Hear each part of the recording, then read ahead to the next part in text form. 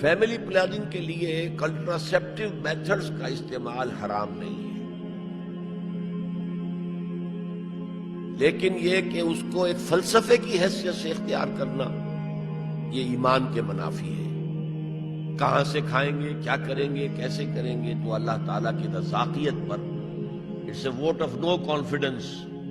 اللہ تعالیٰ کی رزاقیت جو ہے، اللہ نے اسی لیے فرمایا وَلَا تَقْتُلُوا أَوْلَادَكُمْ خَشْيَةَ إِمْلَاقٍ نَحْنُ نَرْزُقُهُمْ وَإِيَّاكُمْ۔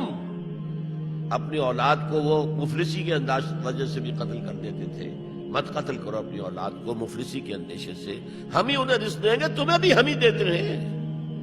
تو اس اعتبار سے وہ فلسفے کے اعتبار سے وہ مسئلہ غلط ہے، لیکن فقہی اعتبار سے یہ ہے کہ منع حمل کی کوئی تدبیر ہو، یہ نہ ہو کہ باڈی کے اندر مستقل کوئی چینج کر دی جائے، اسٹیرلائزیشن وغیرہ، یہ چیزیں جائز نہیں ہیں۔ البتہ منع حمل کی چیزیں جو ہے وہ ہو سکتا، کنٹراسیپٹیوز یوز ہو سکتا۔